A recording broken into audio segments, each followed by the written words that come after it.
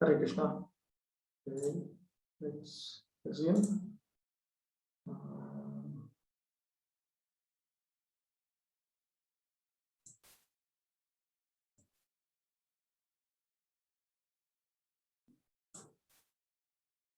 Okay.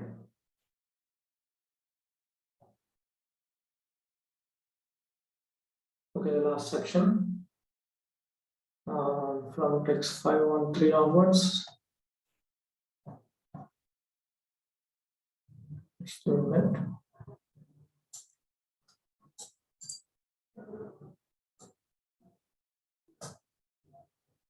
It's wrong. You cannot be Vishay. There's a printing mistake there.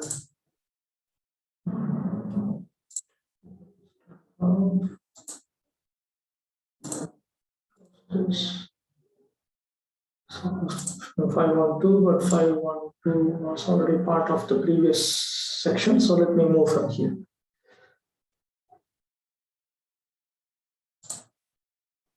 ईदृशे नाम माहात्म्ये श्रुति स्मृति विनिश्चिते कल्पयन्त्यर्थवादं ये यान्ति घोर यातनाम्.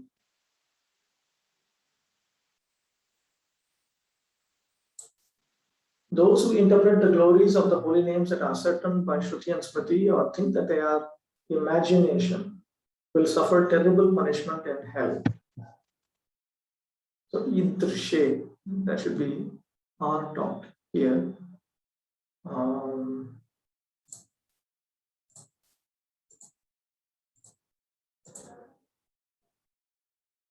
It refers to the glories of the holy name as ascertained in the Shruti and Smriti verses set out so far.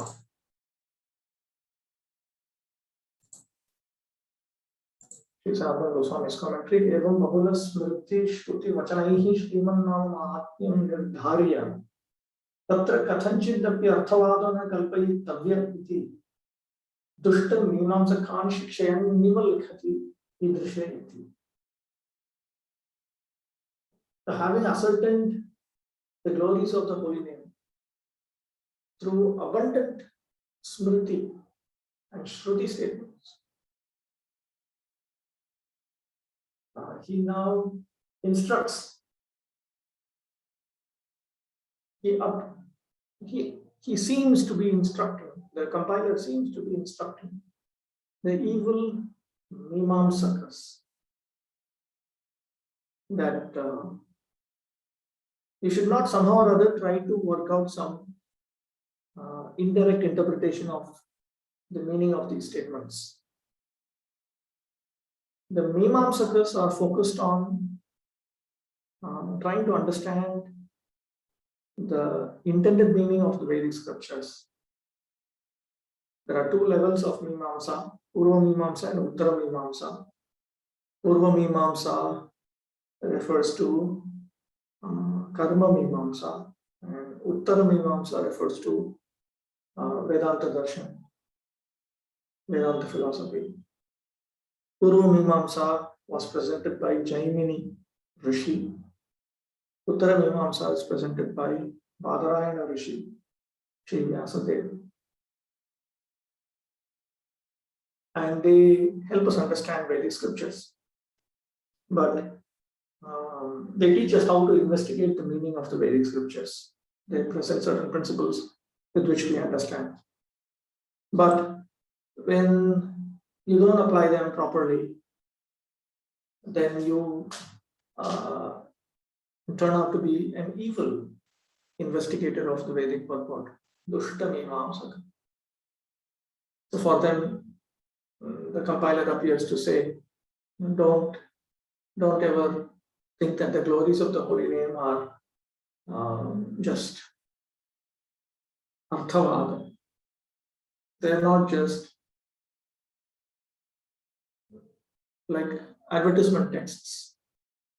Arthavada kalpana cha atra na ghatate iti ajamilopakhyaane Sridhara Swami Padais tatha bhagavan nama gauvadikara Shri Lakshmidhara Swami Padadi Bhrishcha Sanyayam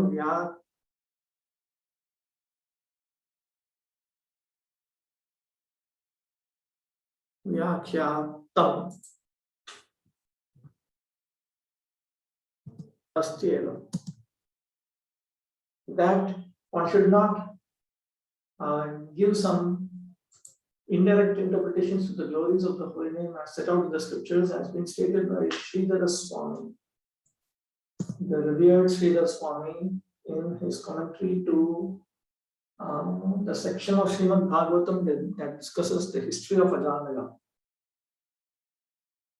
And it is also stated by the author of Bhagavan Nama Kauvadi, a book on the glories of the holy name, by its author, Sri Lakshmidhara Swami.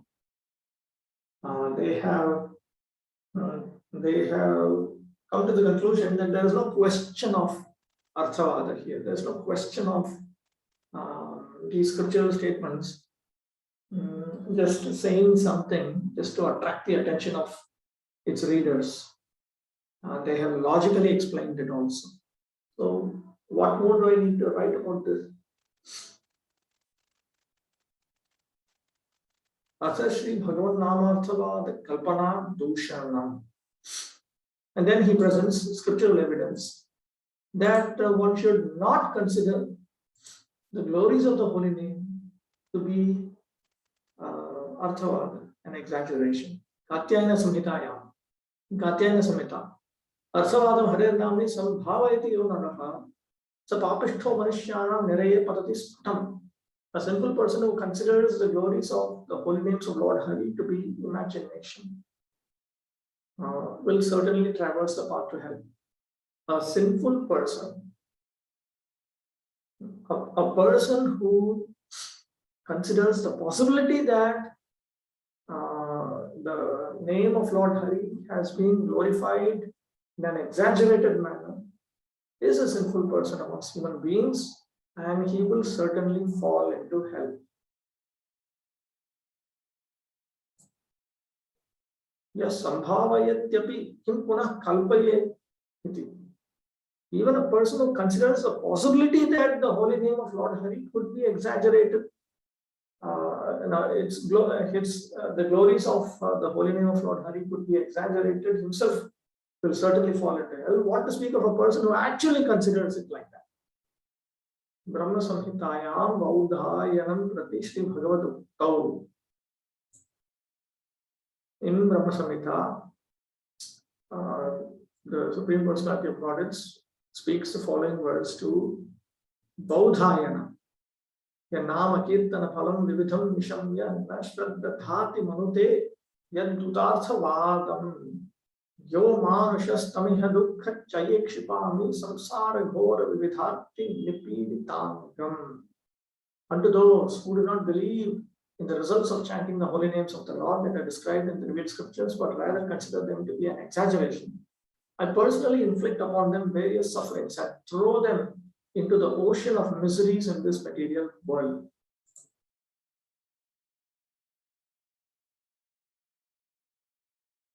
The person who doesn't believe, and on top of it, who considers that these are all statements of exaggeration,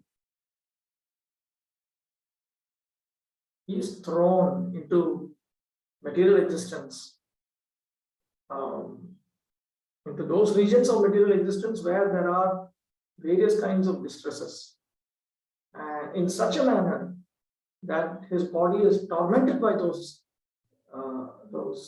distresses.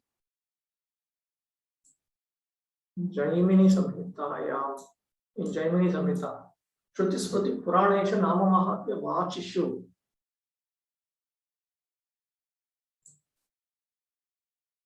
Ye Arthavada iti bruyur na tesham nirayakshayah. Asmimscha Bhagavan namni jagadekopakarini vishwaika sevye matiman aparadhan vivarjayet. Those who consider the statements of the Shruti, Smriti and Puranas that praise the glories of the holy name to be an exaggeration will suffer unlimitedly in hell. Therefore, every intelligent person must be careful about committing offenses against the chanting of the holy names, which are the only benefactor of all conditioned souls and the only object worthy of service for all classes of men.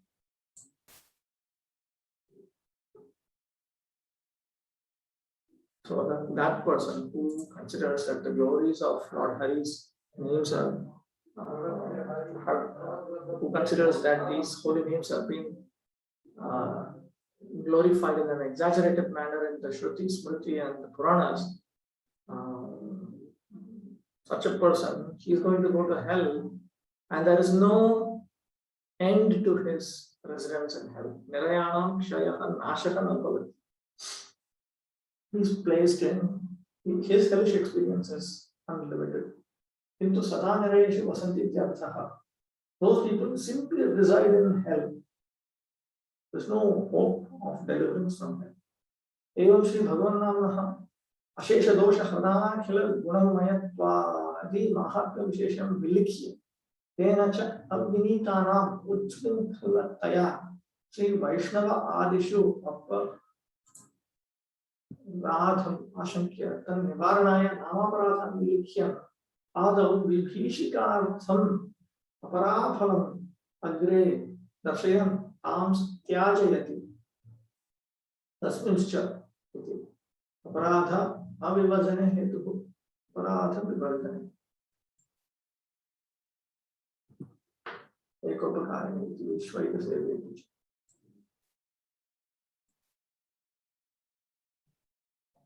Let me just quickly check. The Vivajane. So having written about the special glories of the holy name of Sri Bhagavan, glories such as its ability to remove unlimited defects and to deliver and to provide all kinds of auspicious qualities and so on. The compiler then becomes apprehensive about those who are not humble and who might commit offenses at the lotus feet of the sacred Vaishnavas and so on, and thus bring about various difficulties. He then writes out the offenses to the holy name so that they are avoided. Adau vibhishikartham aparaphalam agre darshayam tams tyajayati tasminscha. So just to caution us about them, he writes about the fact that we need to avoid them. Therefore, he presents text 517. Why should these offenses be avoided? Jagadev Ekopakarini, because the holy name of the Supreme Personality of Godhead is the only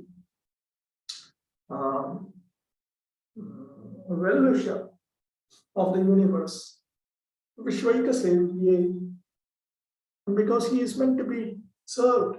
He alone is actually meant to be served by the entire universe. Therefore, the intelligent person should avoid these offenses. Yato tam padme chinaradam prati sanat kumarena.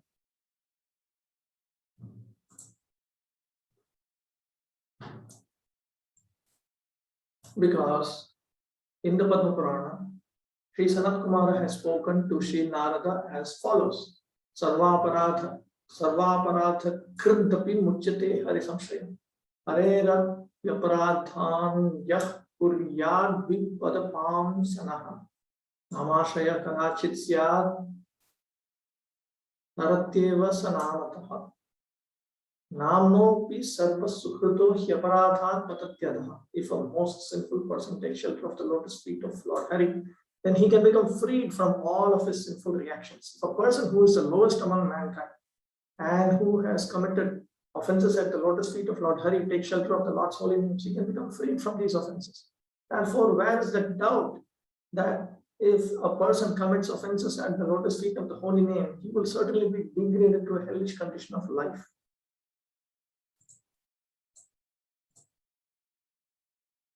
सर्वान् अपराधान् पापानि करोति इति तथा सोऽपि हरिसंश्रयात् भगवन्तं प्रपन्नः सन् मुच्यते ततो मुक्तो भवति.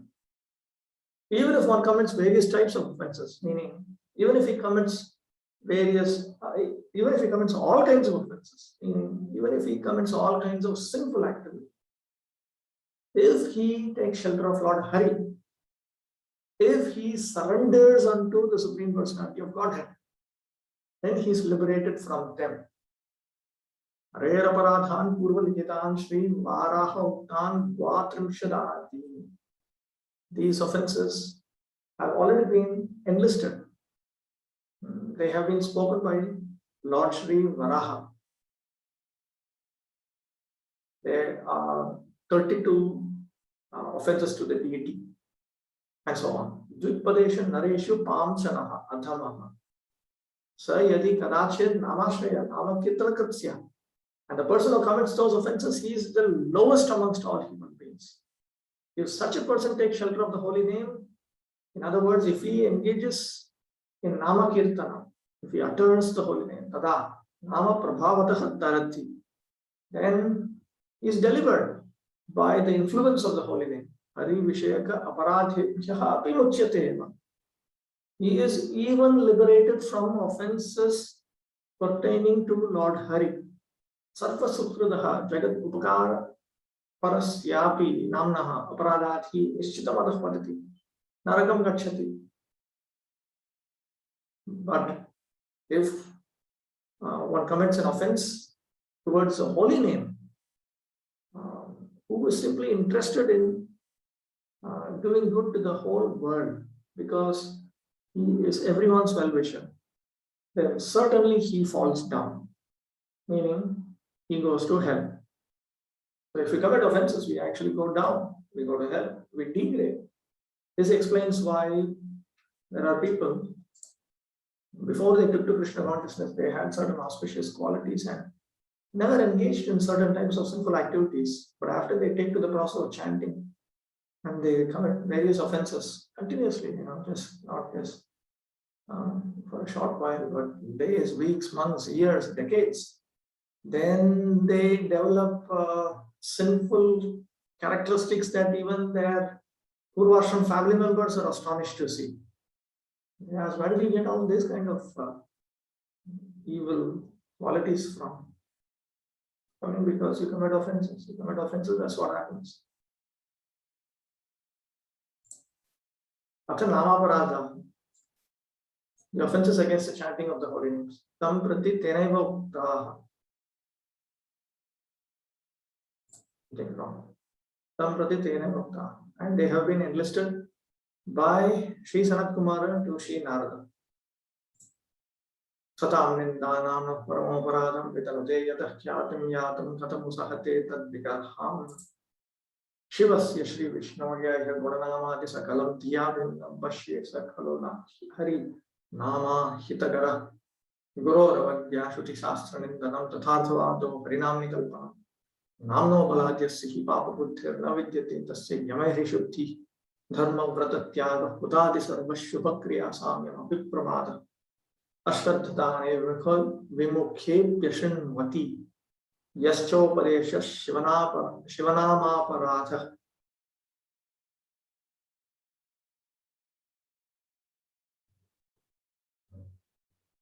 Shrutepi Nama Mahatmye Yahprite Vagito Navah Ahamamadi Paramo Namni Sopya Paradha Krit. To blaspheme the devotees who have dedicated their lives for propagating the holy names of the Lord, to consider the names of demigods to be equal to or independent of the holy name of Lord Vishnu, to disobey the orders of the spiritual master. Anyway, we'll see each one in the commentary. To blaspheme the Vedic literatures or literatures in pursuance of the Vedic version, to consider the glories of the holy name to be imagination. To give some interpretation on the holy name of the Lord, to commit sinful activities on the strength of the holy name of the Lord, to consider pious activities to be equal to the chanting of the holy name of the Lord, to instruct faithless persons about the glories of the holy name, to maintain material attachment. Even after receiving so many instructions in this regard, considering the material body to be me and everything in relation to the body as mine.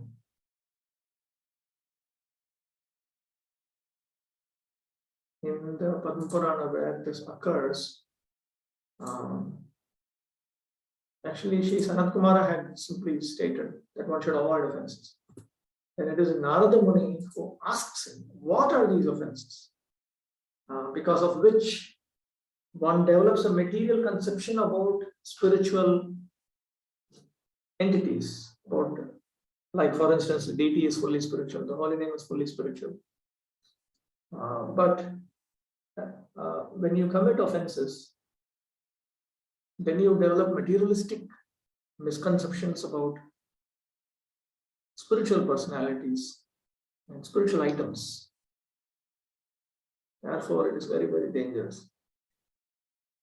Bhaktivinoda Thakur, actually Jiva Goswami says that these are all symptoms of Pashandatva, demoniac life. These are adharma.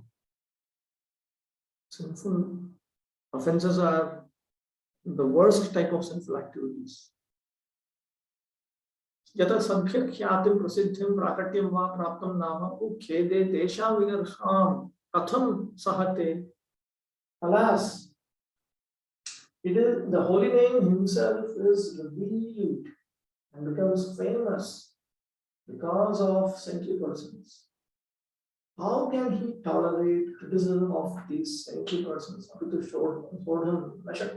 Certainly he cannot tolerate. Ataha ayam eko paradha. Therefore, this is an offense.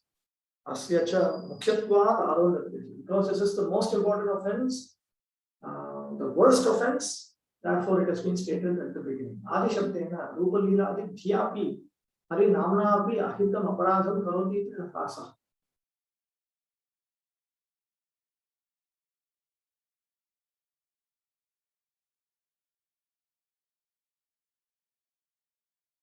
Then the second offense is to consider Shiva to be separate from Sri Vishnu in terms of qualities, holy name, and all features, even in mind. Such a person is an offender to the holy name.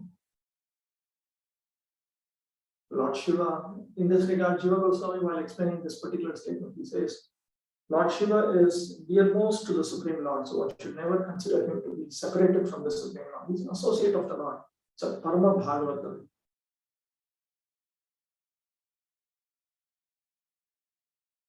Guru Ravagya, to insult the spiritual master, that's an offense. Shruti Shastra Nindanam, Shruti Nam Dharma Shastra Nam Cha Nindanam, Tate Uktat Samachaye. Then to blaspheme the Shrutis and the scriptures which promote Dharma, which promote the teachings of Shruti. Arthavato yas tasya kalpanam yadva hari namna harinam. Something wrong here, let me just figure out.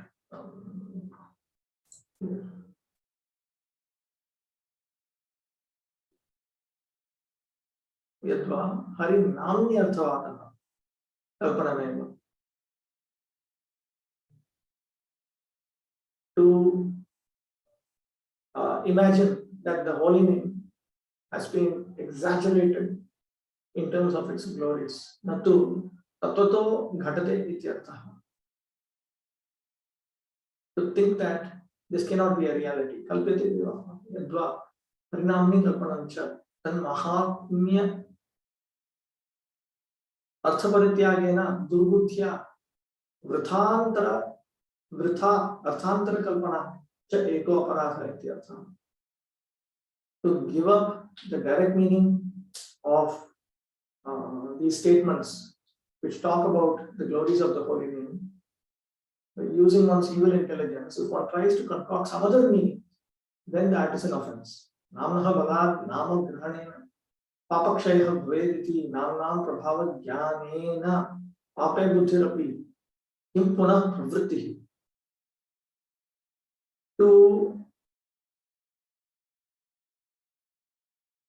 even consider that one can engage in a sinful activity with the idea that by uttering the holy name, by the strength of the holy name, the sinful reaction produced by that sinful activity would be destroyed, because the holy name has such potency.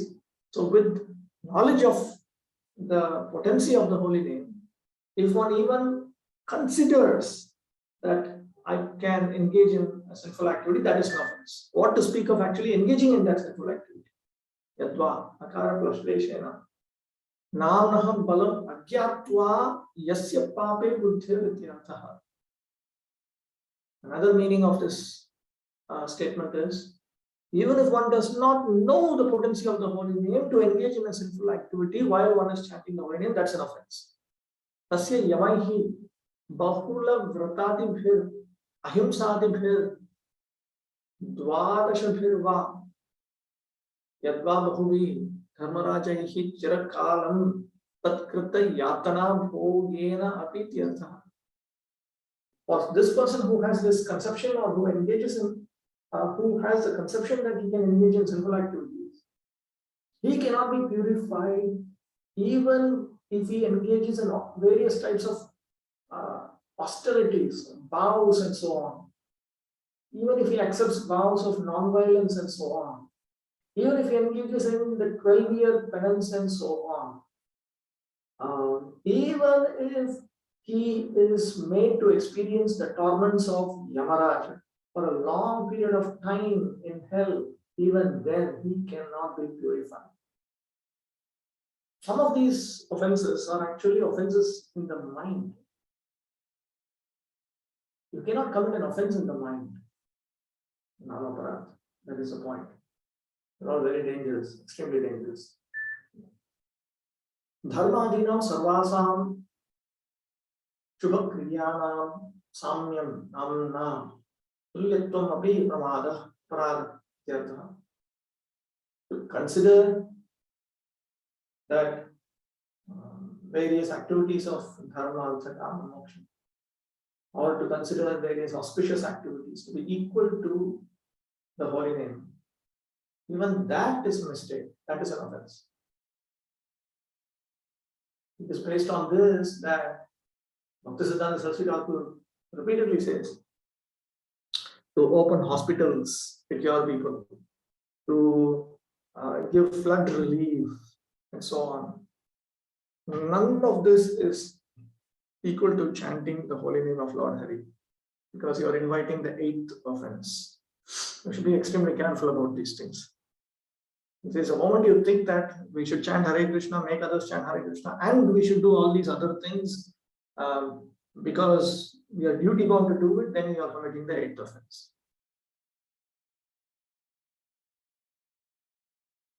Those may be the duties pertaining to various Varna dharmas, various Ashrama dharmas. That's a different thing. But it is not part of Bhakti dharma. That should be very thoroughly and clearly understood. You cannot have misconceptions about this. Even to have a misconception can become a great offense.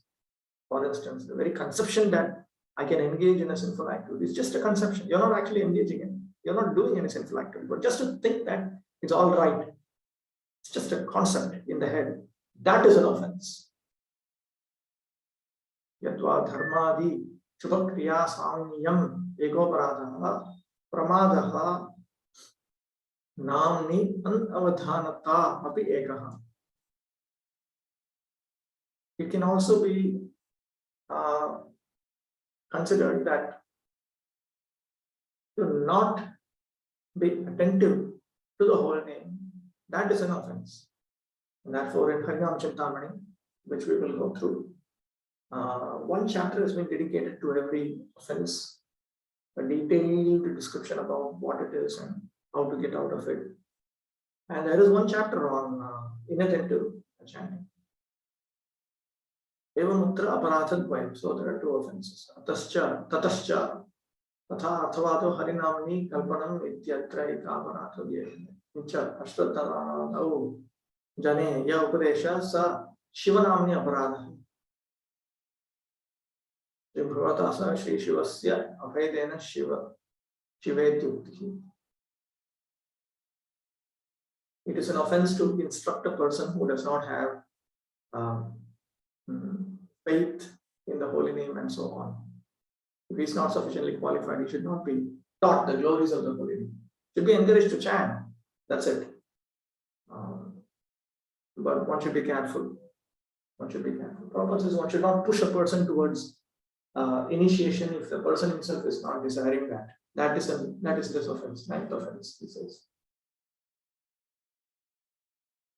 Shri Bhagavata Saha Shri Shivasya Abhedena Shivetyuktihi. In this Shiva Namni, the expression occurs, Shiva Namni.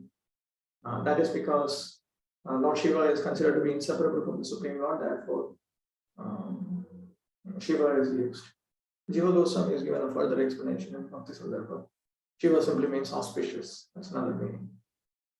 Namni Pritihi Shraddha Bhaktir Va Taya Rahita San Ya Aham Mamadi Paramaha Ahanta Mamatacha Adi Shabdena Vishya Bhogadikam Chaiva Parama Pradhanam Natu Nama Granam Yasya Tathabutasya Sopi Aparatha.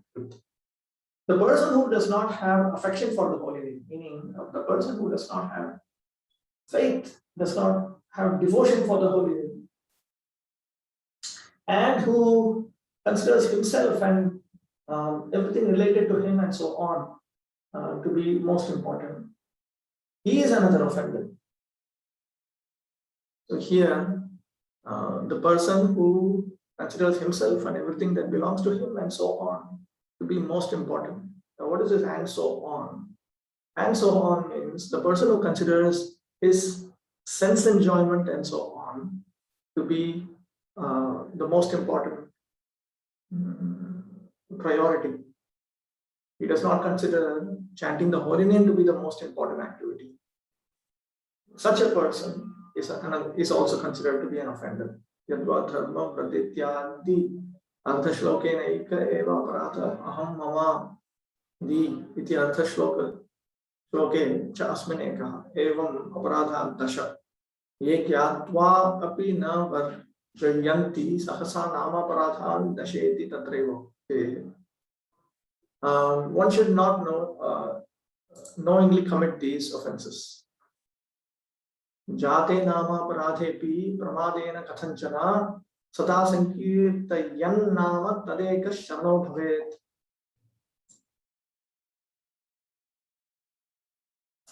If due to carelessness or any other reason one commits an offense at the lotus feet of the holy name, one must take complete shelter of the holy name and continue chanting without cessation.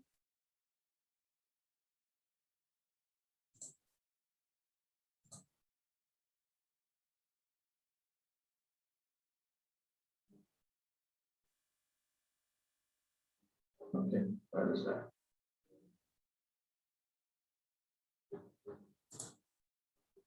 ततश्चायम् अर्थः यत् प्रीतिरहितो नाम्येव सो अधमः अपराधी नामापराधी इत्यर्थः. That person who has no affection for the holy name, he is low class. He is an offender under the holy name. Yo adhamam pritirahita so aparadha kriti uttarena anvaya.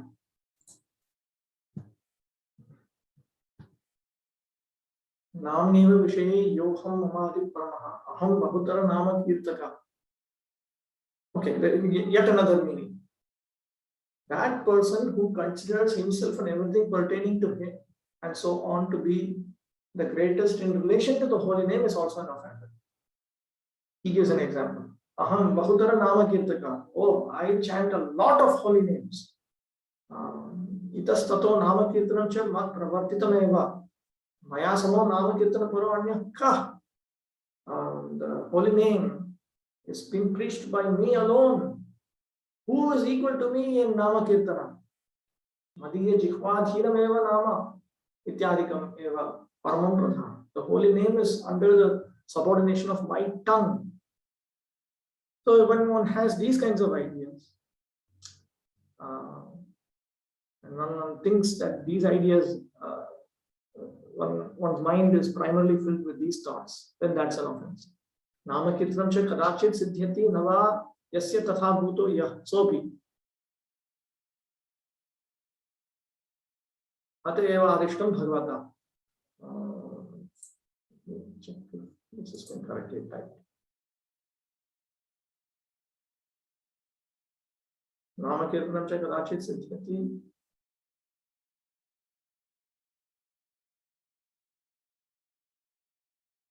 So that person who doubts if Namakirtana can lead to perfection, such a person is also an offender. Ateva Adishtam Bhagavata. Therefore, the Supreme Personality of Godhead has instructed. Nadapi Sunichena Tarorapi Saishmana Amanina Manadena Kirtaniya Sadahari. Athanchana Pramadena Brahmayana Jate Sati. If due to inattention,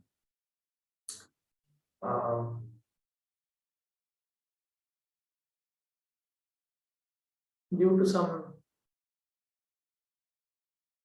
unintentional mistake, if a Namaparada has somehow come out, Tat Namaikam Sharanam Ashrayo Yasya Tatha Bhuta Bhave, then one should simply surrender unto the holy name. Sarvatha Namaparo Bhave. One should simply chant the holy name. That's what this means. Aparadha Bhanjanam. How to destroy these offenses. In other words, how to destroy the reactions to these offenses. When we commit a sinful activity, we develop certain reactions, and these reactions give a lot of trouble. They prevent us from making spiritual progress. So there are sinful reactions, there are also offenses, there are also reactions to offenses. So how do you counteract these offenses? How do you break these reactions to these offenses? Uktam cha tenaiva tatra. That has been stated by Sri Sanat Kumara himself to Narada Muni. Namaparadhi yuktanam. Namanyeva harantyakam. Vishrantu prayuktani tanyeva karanicha. The holy names alone can destroy the offenses one commits at the lotus feet of the holy name. If one continues to chant the holy names of the Lord by the mercy of the holy names, he may become free from all offenses and ultimately achieve life's ultimate goal. Because ceaselessly, without resting, one continuously utters the holy names. Therefore, those holy names will provide him with all of the goals that he is seeking. So we should remember that the context is how do you get free from these offenses committed unintentionally? And the solution to unintentional commission of offenses is this. Namaikam yasya vachi smaranapatagatam shotramulam gatam va shuddham va shuddhavarnam yavahitarahitam tarayatyeva satyam tacche deha dravena janata lobha pashanda madhye nikshiptam syanna phalajanakam shikramevatra vipra. Another Padupura. It is a fact that if a person chants even one holy name of Lord Hari or hears one holy name, whether he utters the holy names correctly or incorrectly, the holy name will nevertheless deliver him. Still, he may not immediately obtain the principal fruit of chanting the holy names of the Lord. If the holy name is chanted by atheists who are simply interested in the gratification of their bodies, wealth, and family members, it will eventually bear fruit, but not immediately.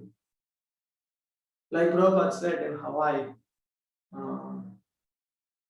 if you want to go back to God in one lifetime, you come and join our temple and you follow 4 regulated principles, chant 16 rounds, fully engage in devotion service. If you want to go back to God in 300 lifetimes, that's a different thing. There were devotees who were chanting and singing Hare Krishna, but who were not very strict with following the regulated principles, offenses, and so on. So Prabhupada was talking about that.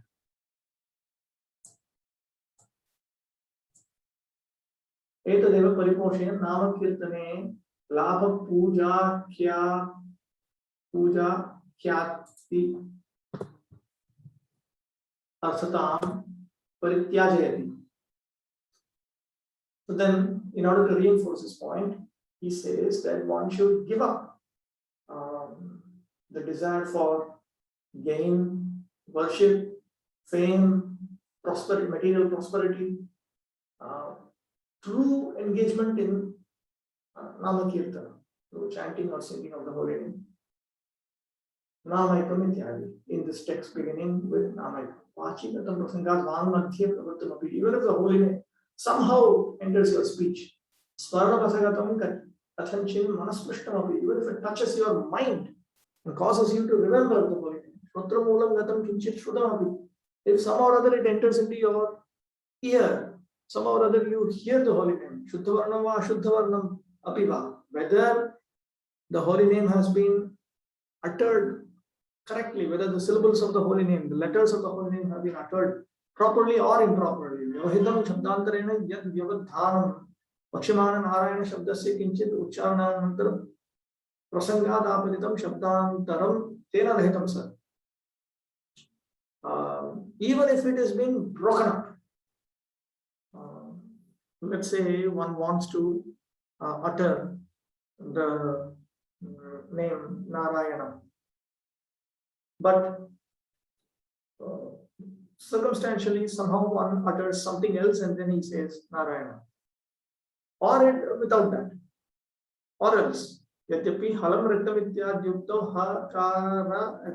हकारयोर्वृत्या हरीति नामस्त्येव तथा राजमहिषीत्यत्र रामनामापि एवमन्यदप्युह्यं तथापि तत्तन्नाममध्ये व्यवधायकम् अक्षरान्तरम् अस्ति इति एतादृशव्यवधानरहितम् इत्यर्थः. If one utters the holy name without any akshara, any syllable coming between,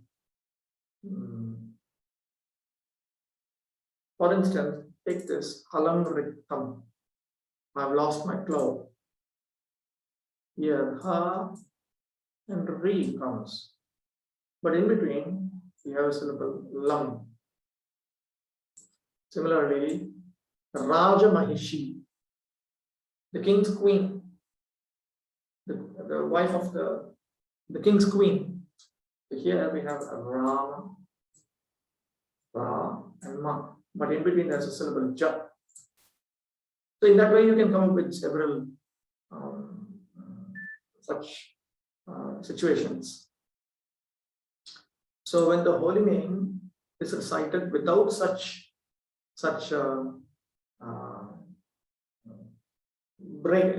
interruptions, then it does produce a result. Vyavahitam cha tat rahitam chapi va tatra vyavahitam namnam kinchit uchcharananantaram kathanchit apaditam shapantaram spadhaya paschan nama avashishtakshara grahanam ityevam rupam madhye shabdantarena antaritam ityartha rahitam paschad avashishtakshara grahanam arjitam yena chidam chena hiyam ityartha tathapi tarayatyeva. If one chants the holy name, then certainly the holy name will deliver one. Sarvebhya papebhya aparadebhyascha samsaradapi uddharayatyeveti satyameva. It is a fact that the holy name will save one from all kinds of sinful reactions, all kinds of offenses, and from even material existence itself. It is a fact. Kintu nama sevanasya mukhyam yat phalam tat na sadya sampadyate. But the primary benefit, the primary result of serving the holy name, that cannot be immediately attained. Tatha deham bharanadhyartham api nama sevanena mukhyam phalam ashu, not ashi. Ashuna sityati. So if one serves the holy name in order to take care of one's, in order to maintain his body and so on, then the primary result is not immediately attained. If that holy name is placed in the midst of one's body and so on, in other words, if one chants the holy name just to maintain his body and so on,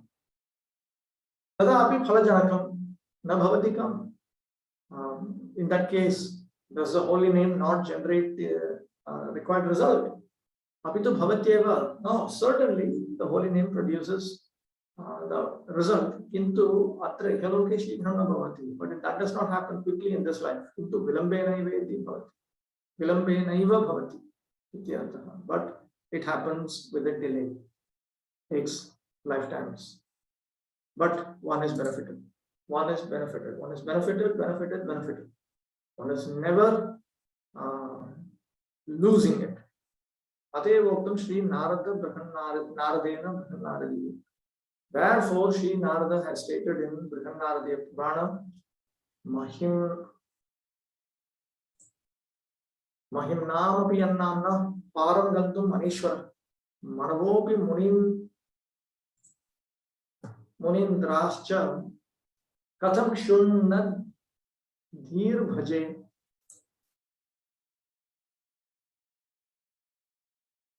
How can a less intelligent person like me chant the holy names of the Lord, whose glories cannot be estimated even by exalted personalities such as Manu and other foremost sages? Evam, this is who? Upasamhara. Evam. Upasamharan Sriman Nama Mahatmyasya Anantimeva Dradhayan Likati. Then he firmly states that the glory of the holy name is unlimited. And then he concludes in writing with text 528. Aram gantum api kim punas tattvam anubhavitum. Even exalted sages, even the Manus, they cannot find a limit to the glory of the holy name. What to speak of? Experience the reality of the glories of the holy name. Okay, so that brings us to an end of this section. Questions?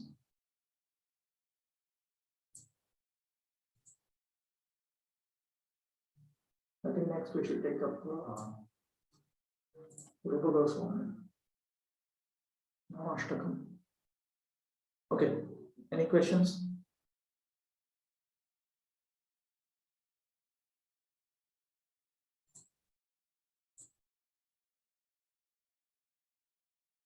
Just give me a minute, 1 minute.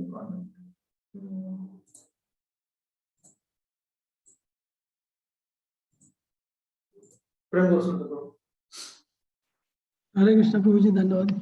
Prabhuji, in this section you read about various implications if one commits those apradhas.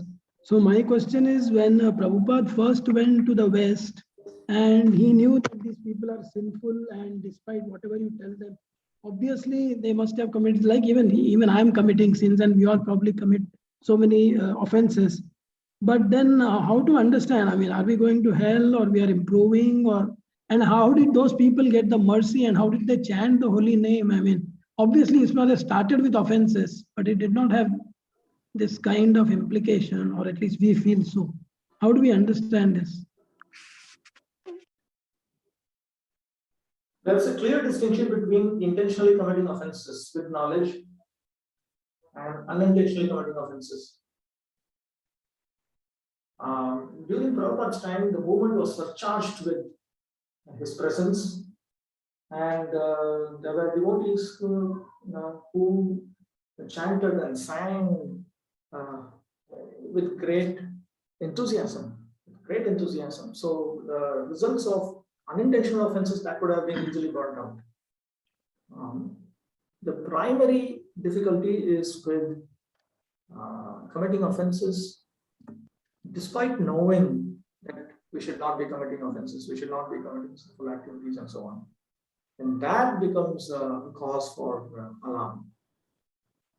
That is something else. Therefore, we need to have a pure life. We need to have at least engage in a sinless life, life free from sinful activities. We need to ensure that our eating, sleeping, mating, defending, and all these ordinary mundane activities are free from sinful endeavors. We need to work on it. Prabhupada has given us a whole life which can help us avoid it. Those who don't want to accept his offer and who still want to take shelter of the holy name are doing so at their own risk.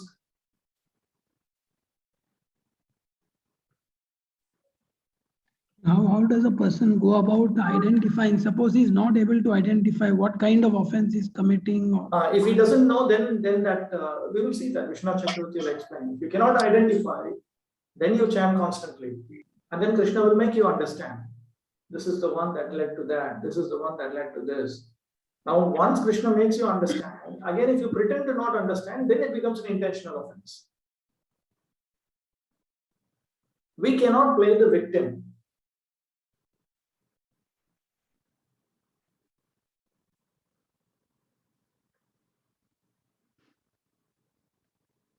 Prabhuji, one more question I have. When you translated about that Lord Shiva's name, you said to consider Lord Shiva's name to be different from that of Lord Vishnu, but Prabhupada has translated considering it to be equal to. So I don't understand. Can you just explain? We will see that in Harinam Chintamani. There's one chapter for each offense. So there Bhaktivinoda will explain. Lord Shiva should not be, because he is the supreme Vaishnava, he should not be considered separate from the Lord. Just like the spiritual master is equated with the Supreme Lord, not because he is factually the Supreme Lord, but because he is dear to the Lord, we don't separate him from the Lord. It is in the same sense that Lord Shiva should not be separated from Lord Vishnu. But yesterday we saw in Bhagavatamrita, which are the last verse which we did, it very clearly says that is non-different from Lord Vishnu, Lord Shiva, Sadashiva. That's also another thing. So it's a Sadashiva is not different, but when we talk of Lord Shiva, in this world we are generally talking about the various living entities who represent him and who are empowered by him. Okay. But they are also empowered by Lord Sadashiva, who is very dear to the Lord. That also should be taken into consideration. Unless one becomes a very great Vaishnava, he does not even get the Rudra post.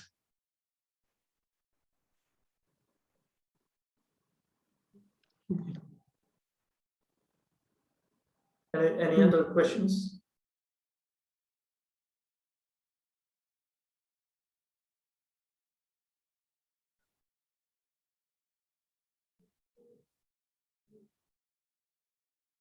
There's a chat.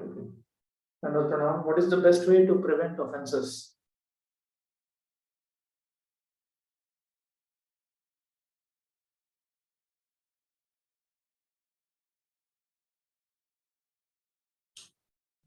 When we increase our chanting,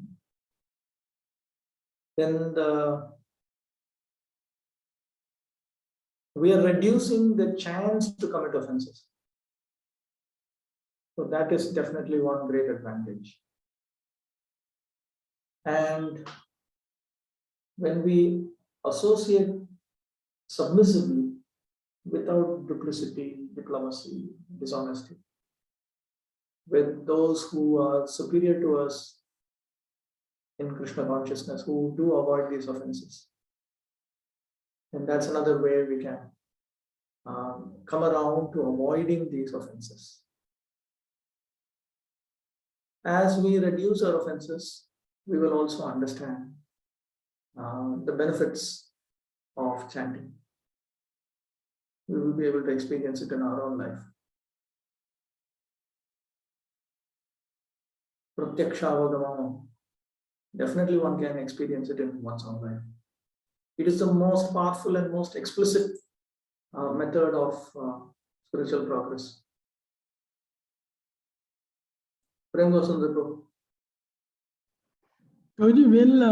Will developing the 6 symptoms of surrender help to reduce the offenses? As Bhaktivinoda Thakur will explain, the 10th offense in chanting is to not engage in the 6 items of surrender. What? Is that true? Did I hear you all right? Sorry? Can you repeat that? If one does not engage in the 6 items of surrender unto the Supreme Lord and he chants the holy name, that itself is a 10th offense. Okay. It is a complete package that has been given to us.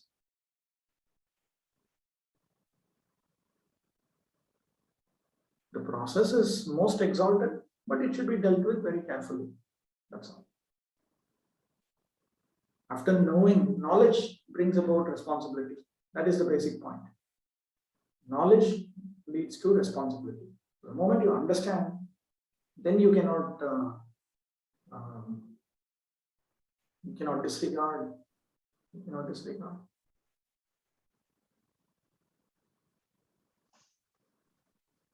The fastest means by which we can make spiritual progress. And therefore, Chaitanya Mahaprabhu repeatedly emphasizes this. So we know about these offenses, and therefore it is our duty to avoid these offenses.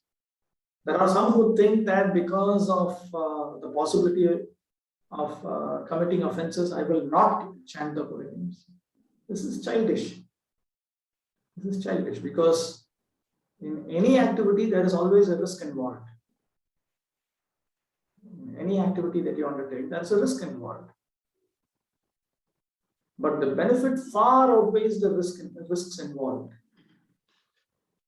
The process is very simple. You just need to chant 32 syllables. Hare Krishna, Krishna Krishna, Hare Hare, Hare Rama, Rama Rama, Hare Hare. Very simple process. The benefits are enormous. We just need to avoid an offenses. At least we should move forward in that direction.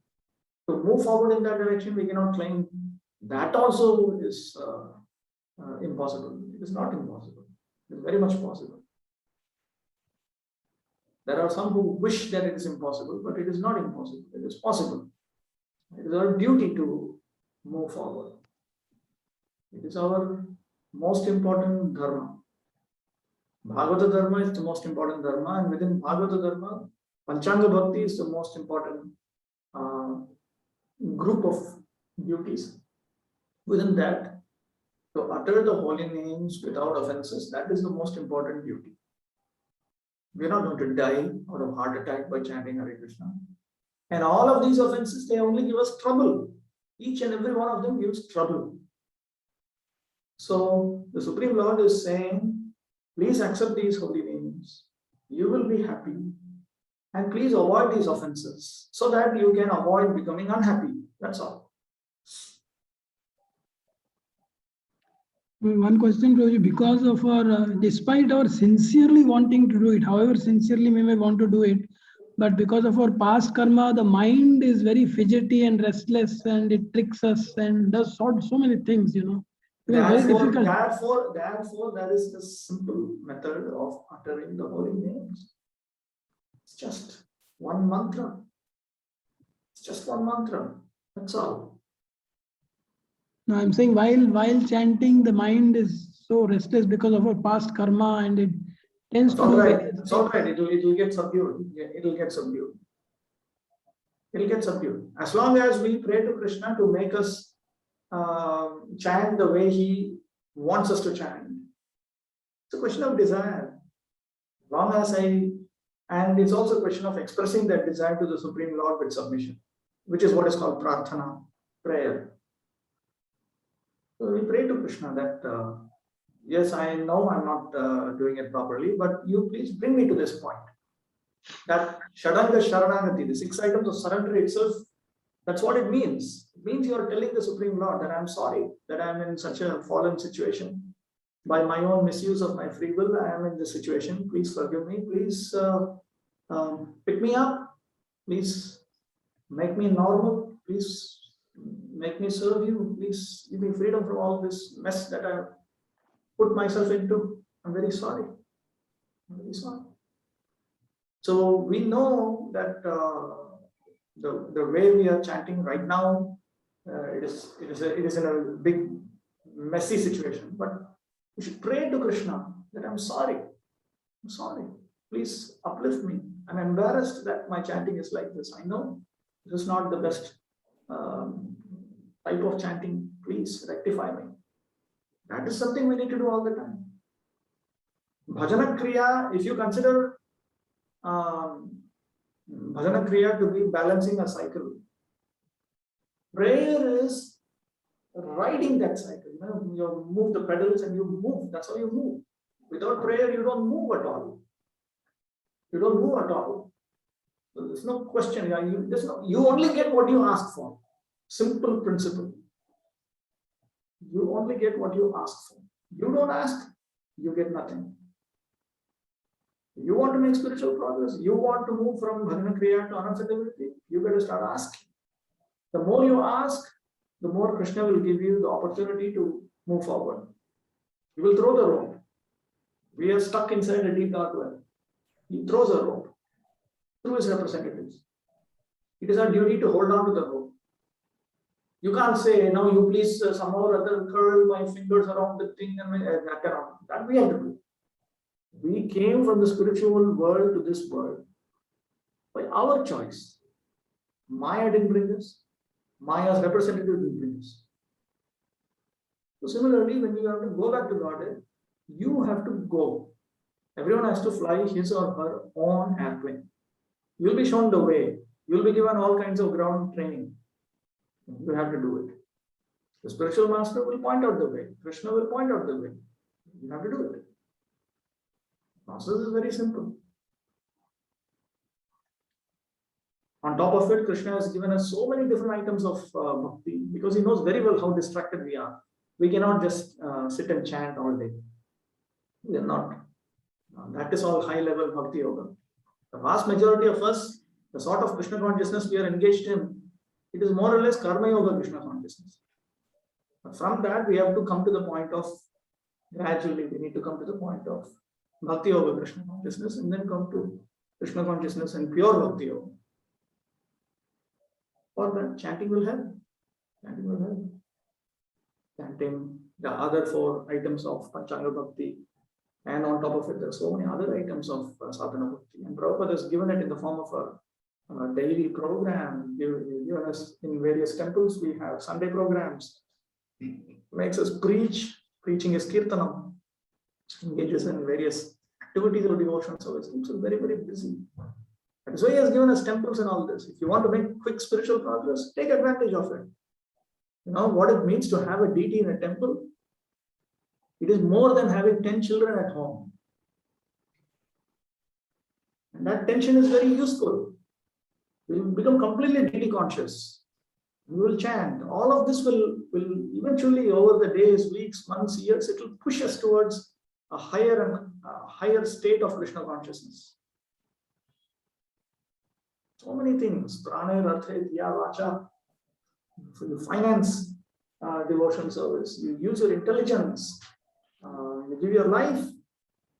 You speak about devotion service. All of this will benefit. All of this will certainly benefit.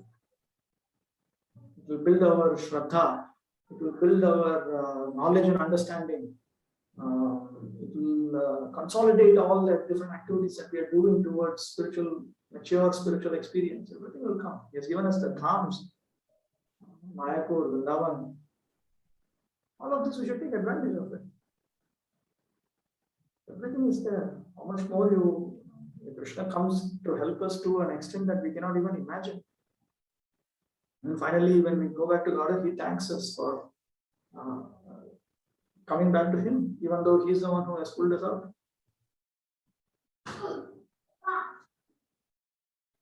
Take full advantage of it. Primary activity is chanting the holy names. It is so simple, it can be easily missed out, which is what is happening to a large number of devotees. It's so simple that we easily miss it out. But there are devotees who understand. I know there are devotees in even metropolitan cities in India. Congregational Grihastha devotees. Already they are helping the temple in various ways and participating in home programs and so on. But there are some who, every Ekadashi, they manage to, despite all the other services and responsibilities, plus their own family responsibilities, they manage to chant 64 rounds every Ekadashi. And some of them, once a year, on Janmashtami or Pandava Nirjala Ekadashi, they chant 192 rounds without giving up their services to the devotees, their spiritual master, and various other activities that they are engaged in.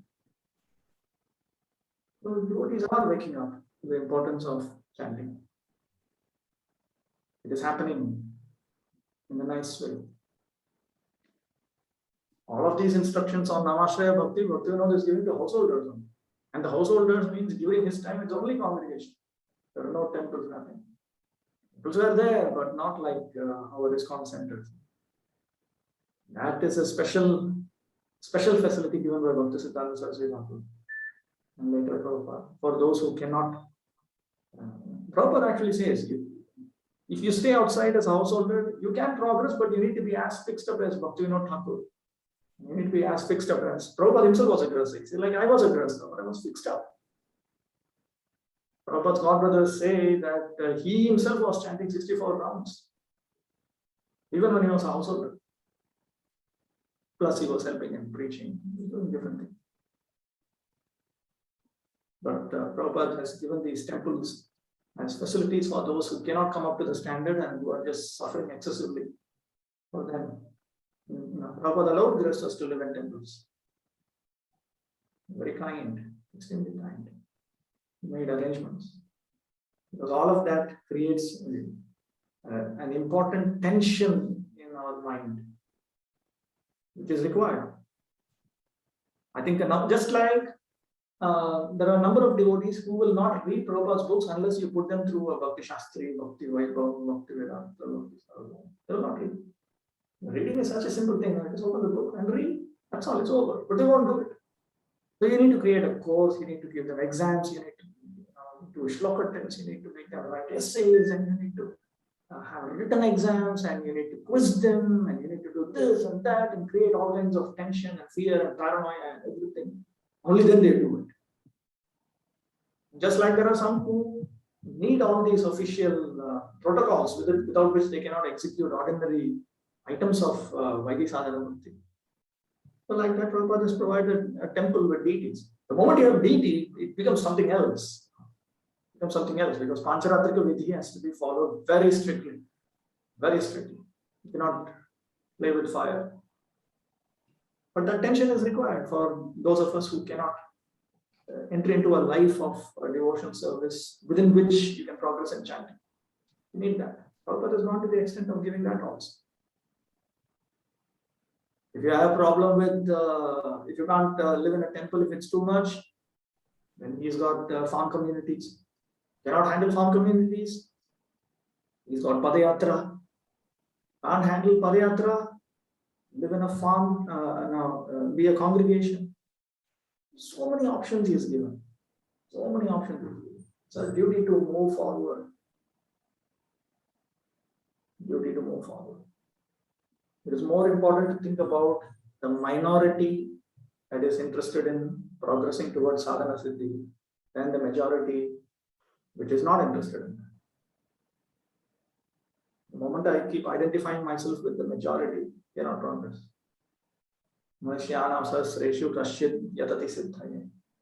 Only some people even endeavor.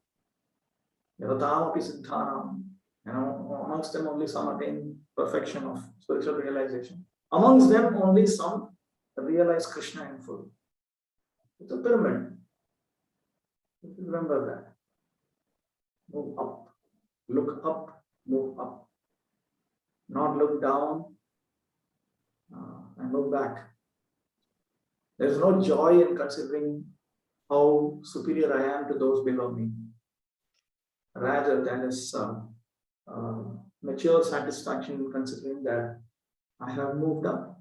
Let me go further and further. If this much itself is giving me so much of peace of mind, how much more so it would be if I progress more and more. Need to move on. All right. Any further questions? Otherwise, we can discuss on Telegram. Hare Krishna, Prabhu. Yeah, Hare Krishna. Prabhu, this was like in between many sessions I couldn't attend. So initially, like I attended few sessions, and this really made a lot of difference in my chanting. And we started emphasizing here in all our classes also regarding this. So based on this, I was contemplating of designing a course for both the devotees and for newcomers. And I just want to be sure that I'm not inducing them to commit offense or something like that. So basically, I'm designing a course on mind control through Bhakti Yoga, so where teaching them the elements of Bhakti. As Prabhupada mentions in one of the second chapter Bhagavad Gita purport, Savai Mana Krishna Padara Vindayor, 11 items. So teaching them that, and then requesting them to offer prayers, that these are all spiritual elements, and we need to beg and pray to the Lord, to reveal, so that the Lord may reveal himself, and then offer gratitude. So when they find some reciprocation in that. So this we are trying to do it with the newcomers. Is it advisable like that, Prabhu, or how to do it? Sambandha Avadeya Prayojana. You first of all make it clear.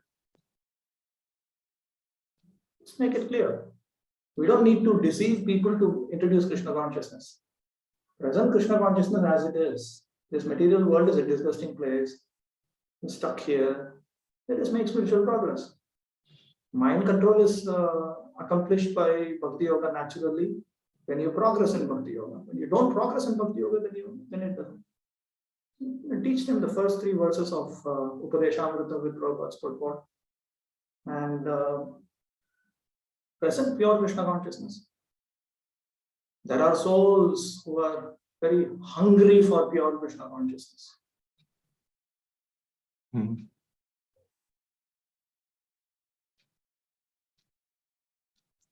In my opinion, we should be like this computer company Apple. They have only 20% of the market. But they make you feel that if you don't have an Apple device, your life is a waste. That's how it should be. They will do doom-dam advertisement and they'll never reduce their price.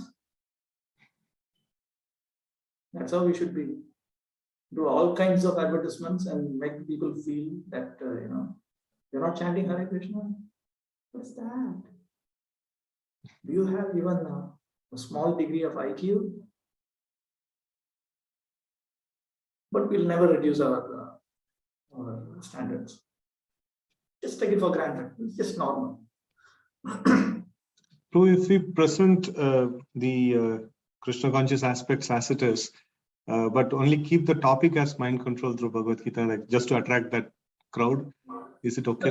Yeah, it's okay. Mind control through Bhakti Yoga is fine. I don't see any problem with things like that. Okay. As long as we present everything correctly, what is there? As long as we present everything correctly and we make it clear, look, there are things far more important than just mind control. Mind control is obviously important because without mind control, you cannot progress in spiritual realization. In fact, a large number of our own people, we are suffering from lack of mind control and body control. We don't control our mind and senses, we are suffering. But you pray to Krishna and Krishna will inspire you. He'll tell you what to do. Based on that, you go ahead. As long as our goal is identical with Krishna's goal, as revealed through the Parampara Acharyas also. It's not a complicated thing. Just present it as it is. But whether you should show them so many scriptural quotations and so on, amongst people who don't even believe in the scriptures. I think you should subject them to a happy experience of the top 5 items of Bhakti. And in various ways, introduce them to various aspects of the Krishna conscious experience. Anyway, you pray to Krishna. Krishna will guide you. Just work it out. To each audience, it will be different.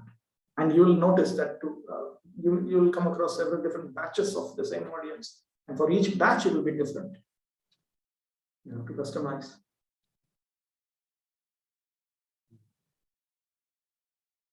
Yes, All right. Thank you. Okay. So next week, I think we should have Sri Rupa Goswami's Namashtakam. I will upload the book. And then afterwards, Rupa Goswami's Upadeshamrita and so on. Okay. Thank you very much. Patitanam Pavanebhyo Vaishnavibhyo.